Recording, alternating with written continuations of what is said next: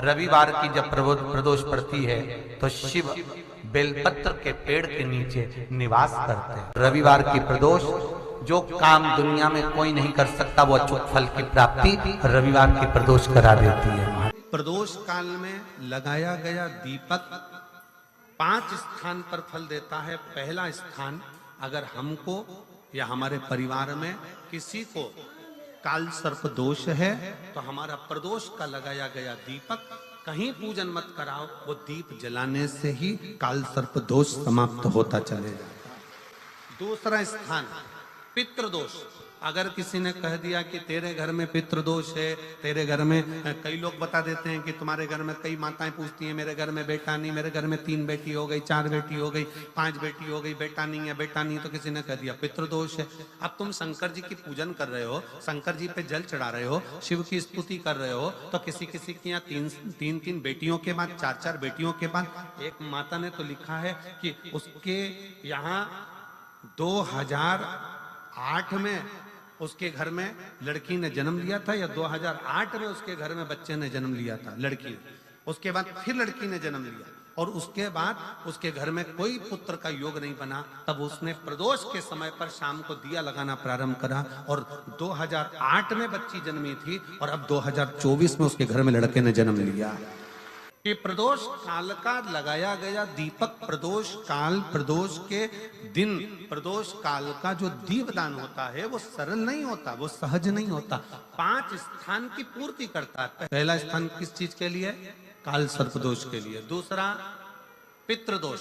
कैसा भी तुम्हें कोई पितृदोष बता दे, कितना भी तुमसे कोई कह दे कि तेरे घर में पितृ का दोष है, तेरे घर में ये दोष है, अगर आप प्रदोष के दिन, प्रदोष काल में अर्थात सूर्य अस्त के समय के 2:45 तक का जो समय होता है, 2 घंटे के समय का, उसके अंतर्गत अगर आप प्रदोष काल के समय में भगवान शंकर को दीप लगाने के लिए अगर पहुंचे हो तो वो आपको फल देगा ही, पितृदोष का निवारण होगा ही। चाहे तुम कुछ करो चाहे मत करो, वो पितृ की शांति करा दे। दूसरे नंबर पर है पितृदोष। तीसरे नंबर पर है वास्तु दोष। हमारे घर का, अब एक बहुत सावधानी से श्रवण करने वाला विषय है, वंश की वृद्धि नहीं है। 30 वर्ष शादी के हो गए, 40 वर्ष शादी के हो गए और औलाद है ही नहीं। डॉक्टर ने भी हाथ ऊंचे कर दिए, टेस्ट पे भी करवाया, आईवीएफ करवाया, सब कुछ तुमने करवा लिया, तो भी औलाद नहीं है।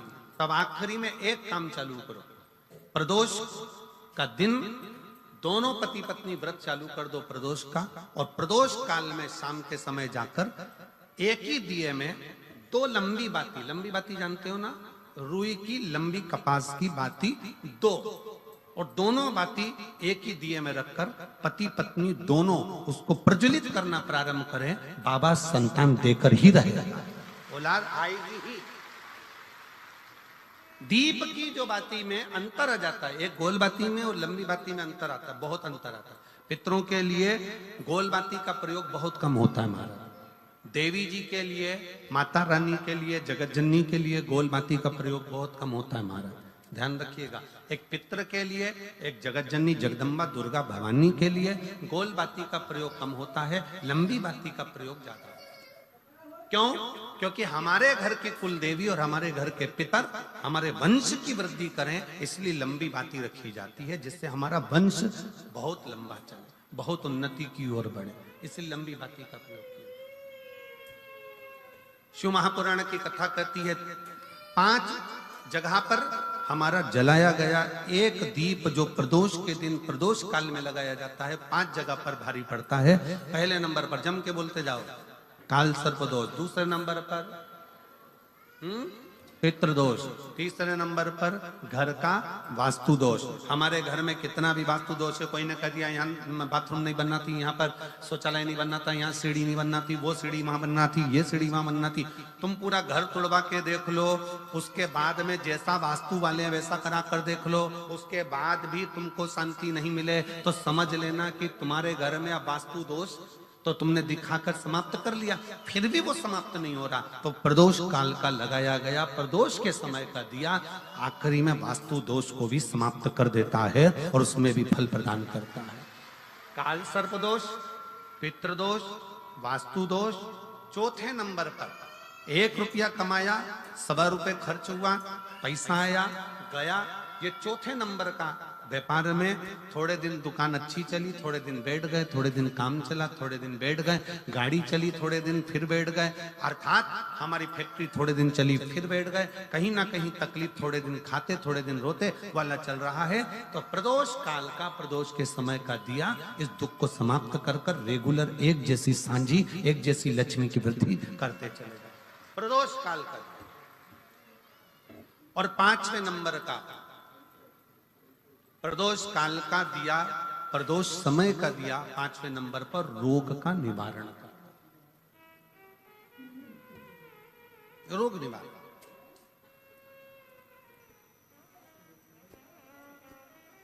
ये 5 स्थान जो बताए गए हैं प्रदोष काल के दिन, प्रदोष के दिन दीप प्रज्वलन के। प्रदोष व्रत का इतना महत्व है महाराज। ये प्रदोष व्रत होता क्या है? प्रदोष व्रत का महत्व क्या है? शिव महापुराण की कथा कहती है शंकर भगवान का प्रदोष का व्रत, अर्थात चंद्रदेव को जो क्षय रोग हो गया, बीमार पड़ गए, शरीर गलकर नीचे गिरने लगा, तब देव ऋषि नारद ने भगवान चंद्र को शंकर भगवान के पूजन का विधान बताया और पूजन करते करते त्रयोदशी तिथि आ गई, जिस त्रयोदशी के दिन चंद्रदेव ने सुबह से शाम तक कुछ नहीं खाया। शाम के समय सूर्य अस्त के पहले चंद्रदेव ने स्नान किया, श्वेत वस्त्र धारण करे और श्वेत वस्त्र धारण कर कर चंद्रदेव शंकर के शिवलिंग की पूजन करने बैठ गए। शंकर भगवान के शिवलिंग की पूजन जब चंद्रदेव ने करी, हाथ में अक्षत लेकर चंद्रदेव ने शंकर को समर्पित करे, ओम उमापति नमः कहकर जब चंद्रदेव ने शिव को समर्पित करे, भगवान शंकर त्रयोदशी के दिन प्रदोष समय में, प्रदोष काल में प्रकट हो गए और प्रकट होकर बोले, ऐ चंद्र, तुमने आज मेरा अनुमोदन किया है, आज मेरा स्मरण किया है, जाओ आज त्रयोदशी के दिन प्रदोष काल में मैं तुम्हारे शरीर को स्वस्थ करता हूं। तब से ये प्रदोष व्रत प्रारंभ हुआ है महाराज। किसने करा है प्रदोष व्रत? भगवान विष्णु ने करा था। जब घोड़े का मुंह लगा, हयग्रीव अवतार, लक्ष्मी जी हंस दी थी तो घोड़े का मुंह भगवान विष्णु का लगा, तब भगवान विष्णु ने प्रदोष व्रत करा था। भगवान विष्णु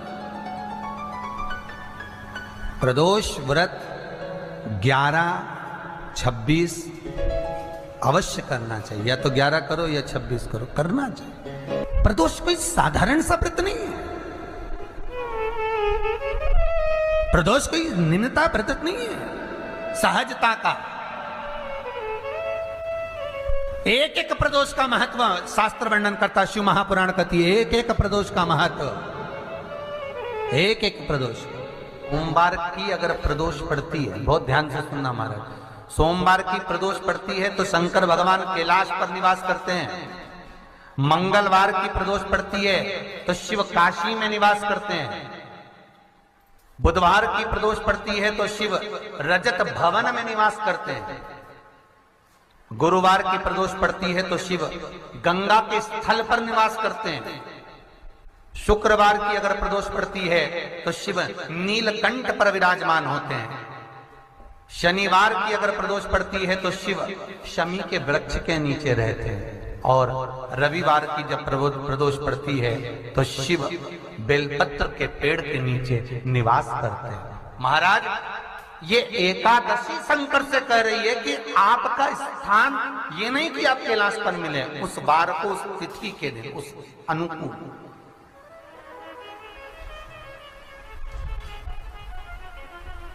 हमारे यहां कहते हैं सोमवार की जो प्रदोष पड़ती है वो इच्छा पूर्ति करती है, मंगलवार की प्रदोष रोग से मुक्ति देती है, बुधवार की प्रदोष कामना की पूर्ति करती है, गुरुवार की प्रदोष शत्रुओं का नाश करती है, शुक्रवार की प्रदोष सुख और शांति देती है, शनिवार की प्रदोष संतान का सुख देती है, और रविवार की प्रदोष जो काम दुनिया में कोई नहीं कर सकता वो अचूक फल की प्राप्ति रविवार की प्रदोष करा देती है। महाराज ऐसी प्रदोषों का नियम वर्णन किया चाहिए। भगवान कहते ठीक है तू थोड़ी देर खड़ी हो। एकादशी सम्मुख खड़ी हुई, पार्वती जी ने जिस अंगुष्ठ का जल पीने के लिए लिया था हाथ में, बस पीने ही वाली थी, शंकर भगवान ने वही हाथ में जल लेकर एकादशी के हाथ में उसको देकर कहा ले, ये मेरे द्वारा निर्मित एक व्रत है जिसे त्रयोदशी के दिन तूने मांगा है, मैं तुझे देता हूँ। आज इस व्रत का फल मैं तुझे प्रदान करता हूँ। अब तू जिस जीवात्मा को लेकर जाएगी उसका पाप प्रबल नहीं होगा। किसी स्त्री पुरुष बालक बुजुर्ग जो भी होगा जिसने प्रदोष का व्रत करा होगा वो जीवात्मा को तू किसी फल की कामना से नहीं स्वतः ही लेकर चली जाए, उसमें कोई कामना नहीं है। बन सके जीवन में 11 प्रदोष या 26 प्रदोष करने के बाद आप उसका उद्यापन कर विराम भी दे सकते। पर जीवन में एक बार प्रदोष का व्रत मौका मिले, जिस कामना से जिस दिन का भाव आपके मन में आए कि मुझे रोग से मुक्ति पाना है तो ये प्रदोष मुझे करना है, मैं रोग मुक्ति के लिए हम मंगल जो भी आपके मन में आ रहा है, संतान प्राप्ति के लिए शनिचरी प्रदोष आप उसका स्मरण करें। फिर लिखा शिव महापुराण में, बड़ा सुंदर लिखा वेदव्यास जी ने, मान लो आप प्रदोष का तो नहीं कर सकते, आप अगर व्रत नहीं कर सकते तो प्रदोष के दिन प्रदोष काल में शाम का समय सूर्यास्त का कुछ पल कुछ घड़ी के पहले से लेकर बाद तक का प्रदोष काल के अंतर्गत आप शंकर जी के मंदिर में जाकर 1 लोटा पानी 5 बेलपत्र भी अगर समर्पित करते हैं तो संपूर्ण प्रदोष का फल आपके भाग्य में प्रबल हो जाए। शिव महापुराण में इसका लड़की को मंगल है, गुरुजी लड़के को मंगल है, क्या करा जाए? कुछ मत करो। प्रदोष के व्रतों में वर्णन किया गया है कि रवि का प्रदोष, भौम का प्रदोष, मंगल का प्रदोष, बुध का प्रदोष, गुरु का प्रदोष, शुक्र का प्रदोष, शनि का प्रदोष। जो प्रदोष पढ़ते हैं पूरे महीनों में, पूरे वर्ष में मंगल का प्रदोष निकाल कर रख लो कि मंगल का प्रदोष इस दिन पड़ रहा है, मंगल की त्रयोदशी तिथि पड़ रही है, प्रदोष व्रत मंगलवार का पड़ रहा है। और जिन लड़का लड़की को मंगल होते हैं, जिन कन्या और वर को मंगल होते हैं, केवल शंकर भगवान के मंदिर में जाकर चौमुखी दिया, 4 बत्ती का दिया आटे का, उसमें घी डालकर लड़की शंकर भगवान के मंदिर में मात्र 7 बार शंकर पे से उतार कर 3 बार स्वतः उतार कर शिव के मंदिर में रख देती है। उसका मंगल आड़े आता ही नहीं है, मंगल नहीं आता सामने। मंगल प्रदोष व्रत का इतना महत्व है महाराज। एक बात बहुत अच्छे से समझ लीजिए, जिसके घर में क्लेश होता हो, अशांति रहती हो, क्लेश रहता हो, या छोटी छोटी बात पर विवाद चालू हो जाता हो, या पति पत्नी में, परिवार में, सास बहू आदि कादिक में कहीं ना कहीं कुछ अगर विवाद रहता हो, ऐसा बेलपत्री की डंडी रहती है ना, बहुत ध्यान दीजिएगा महाराज। श्राद्ध पक्ष की कथा चल रही है, शिव महापुराण आज विराम की ओर है, ध्यान दीजिएगा। जैसे ये बेलपत्री की जो डंडी होती है, डंडी का जो भाग होता है बेलपत्री की, ऐसा बेलपत्री की 7 भाग ले लो, मतलब बेलपत्री 7 ले लीजिए। 7 बेलपत्र लेकर कच्चा जो सूत होता है ना, कच्चा सूत जो जानते हो पेड़ पौधे में माता लपेटती हैं, धागा जो होता है ना सफेद कलर का कच्चा धागा, जो बड़ में, पीपल में और आंवला आदि में लपेटा जाता है, कच्चा सूत उसको शंकर भगवान और माता पार्वती का स्मरण कर कर नंदी के, जो नंदी होता है, नंदी के राइट भाग में, नंदी का एक पांव ऊंचा होता है, आपने देखा होगा आगे का पांव ऊंचा होता है, बैठते समय नंदी का एक पांव ऊंचा एक पांव नीचे की हो जाता है। तो नंदी का जहां पांव ऊंचा है उस ऊंचे पांव के पास में बैठना है। कच्चे सूत पर उस बेलपत्री के जो 7 गुच्छ हैं, 7 जो बेलपत्री के भाग हैं, 7 बेलपत्री हैं, उसको अपना नाम गोत्र स्मरण कर कर उस कच्चे सूत को लपेटना है। महाराज लाल कलर का चंदन उस बेलपत्री के पत्ते में जो अग्रभाग होता है, सबसे आगे का भाग, 7 में लाल चंदन लगाना है। महाराज उस चंदन को लगाकर आप प्रदोष के दिन, प्रदोष काल में शंकर भगवान को समर्पित अगर करते हैं तो जिस घर का गोत्र बोला है उस घर में कभी क्लेश नहीं हो सकता, उस शांति का अनुभव कर, उसमें क्लेश नहीं हो सकता। एक धागा होता है पक्का धागा, एक धागा होता है कच्चा धागा। बहुत ध्यान दीजिएगा महाराज, पक्के धागे से नहीं लपेटना सफेद, कच्चा जो धागा पीपल में, बड़ में या आंवला आदि में जो हम लोग लपेटते हैं पूजन करते समय, वो कच्चा धागा। और एक बात और आपको कहने, ध्यान दीजिएगा, अगर मान लो किसी पति पत्नी का तलाक तक की नौबत हो गई और तलाक नहीं कराना है, आपस में वापिस प्रेम बढ़ जाए, छोरी वापिस घर में रहे, बेटा उसको रखे, बहू रहे, आपस में प्रेम बढ़े, वो भले मायके चली गई हो, वो भले लड़का छोड़कर चले गया हो, अकेली रह रही हो और चाहती है कि मैं पति के साथ रहना है, तलाक नहीं होना चाहिए, हम दोनों में प्रेम रहे, वो संभाले मेरे को भी और मैं भी आदर करूं, वो भी आदर करे। तो मेरा निवेदन है, कच्चा जो सूत होता है, कच्चा जो धागा होता है, नंदी के ठीक पीछे बैठकर कोई साथ में आपके परिवार का कोई व्यक्ति चले जाए और हस्तकमल को, जिसको अपने परिवार में वापिस रहना है, उस स्त्री हो या पुरुष हो, दोनों में से कोई भी नंदी के पीछे बैठकर सोमवार की जिस दिन अष्टमी पड़े उस दिन नंदी के पीछे बैठकर हाथ को ऐसा बंद करना है, हाथ में एक बेलपत्री रखना है, सीधी सीधी बंद कर कर 7 बार उस हाथ पर कच्चा सूत लपेट देना है, उस सूत को वापस निकाल लेना है बेलपत्री के साथ, बेलपत्री के साथ में, और बेलपत्री को तो अपने पास में रखना। सबसे पहले माता पार्वती का जो हस्तकमल ऐसा होता है शिव मंदिर में, उस हस्तकमल में वो सूत जो आपके हाथ से निकला है वो उसमें डाल देना है, माँ जगत जननी से प्रार्थना कर कर, और जो बेलपत्री आपने संबंध को जोड़ने के लिए अपने हाथ में ली है वो शंकर भगवान के कटी भाग में, फिर निवेदन करूंगा कटी भाग को समझ लीजिए। ये शिवलिंग रखा है, जहां पर शंकर भगवान का शिवलिंग, माता पार्वती जी के हस्त कमल पर जो शिवलिंग रखा है, ये भाग कटी भाग कहलाता है। इस जगह पर जहां शंकर और पार्वती का मिलन हुआ है, उस जगह पर उस बेलपत्री को रख देना। महाराज ज्यादा से ज्यादा 3-4 महीने लगते हैं, दोनों में वापिस प्रेम बढ़ जाता है, दोनों एक हो जाते हैं।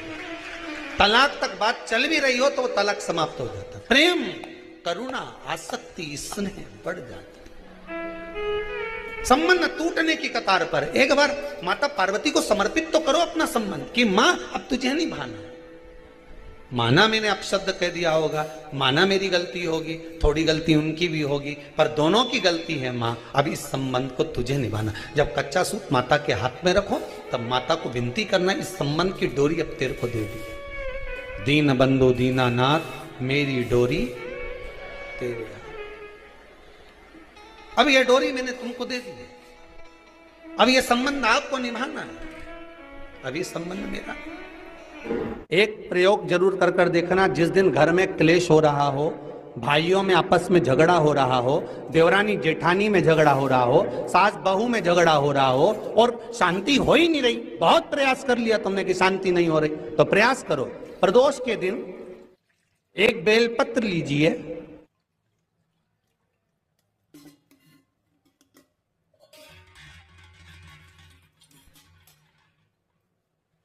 प्रदोष के दिन बेलपत्र लेकर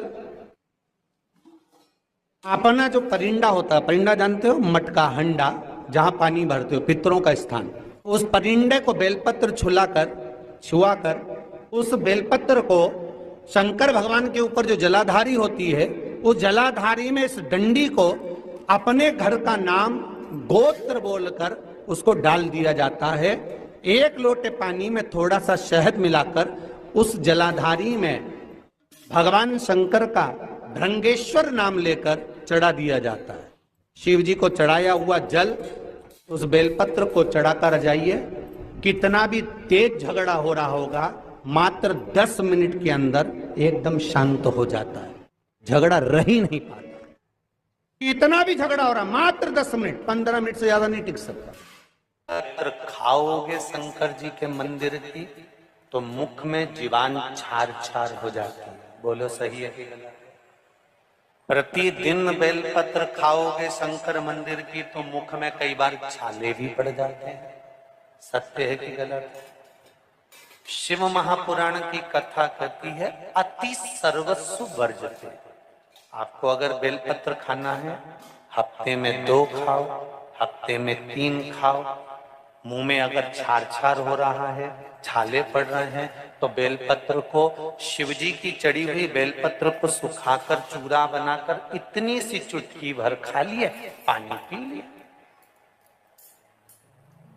लीवर गड़बड़ हो गया है, डायलिसिस चल रहा है, किडनी गड़बड़ हो गई है, डॉक्टर बोल रहा है कि डायलिसिस करवाना पड़ेगा, तो बेलपत्री के पीछे की जो डांट होती है, जिसको आप लोग तोड़ के फेंक देते हो, वो बेलपत्री के पीछे की जो डांट है, ये ब्रह्मा, विष्णु, महेश। समझ में आ रहा है आप लोगों को?